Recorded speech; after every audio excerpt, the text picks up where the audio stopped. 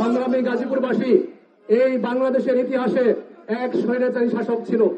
2009 থেকে 2024 সাল পর্যন্ত 15 বছরে এদেশে গুম এবং খুনের রাজত্ব তৈরি করেছিল।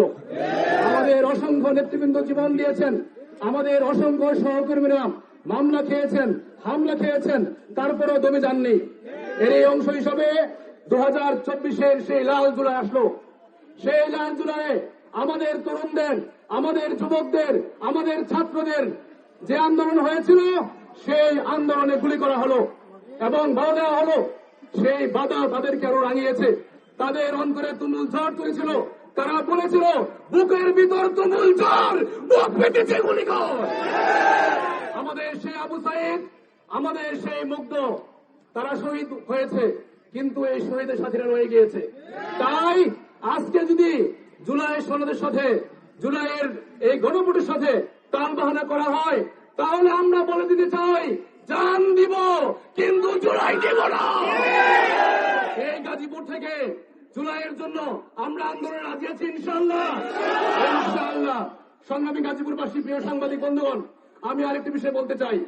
আজকে এই গাজীপুরে আমাদের গাছা, কাশিমপুর, কোনাবাড়ি, বাসন, মেট্রো এবং কুয়াইলে বিদ্যুতের ভয়াবহ লোডশেডিং দেখতে পাচ্ছি। আমাদের গাজীপুর হচ্ছে সিটি কর্পোরেশন, কিন্তু এখানে পল্লী বিদ্যুৎ এখন রাখা হয়েছে। যে পল্লী বিদ্যুৎ রাত নাই, দিন নাই, ঘন্টার পর ঘন্টা গাজীপুরে থাকে না। আমরা বলতে চাই, গাজীপুরের এই লোডশেডিং বন্ধ করুন। পাশাপাশি এই পল্লী বিদ্যুৎকেও গাজীপুর থেকে তাড়াতে হবে। আমাদের টঙ্গীতে যেমন ডেস্কো আছে, এই ডেস্কোর আওতায় পুরো মহানগরীতে আনতে হবে, এনে গাজীপুরের এই লোডশেডিংকে বন্ধ করতে হবে। বন্ধ না করা হয়, আমাদের স্কুলগামী ছাত্ররা, আমাদের এইচএসসি পরীক্ষার্থীরা, আমাদের শ্রমিক ভাইয়েরা, আমাদের ছাত্র, আমাদের সমাজে যারা আছেন, তারা যে দুর্ভোগ পোহাচ্ছেন, আমরা সবাইকে নিয়ে গণ আন্দোলন গড়ে তুলব ইনশাআল্লাহ।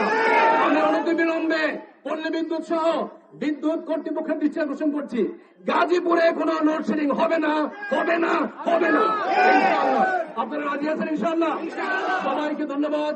বাংলাদেশ জিন্দাবাদ, আমাদের 11 দল জিন্দাবাদ। আসসালামু আলাইকুম ওয়া রাহমাতুল্লাহি ওয়া বারাকাতুহু।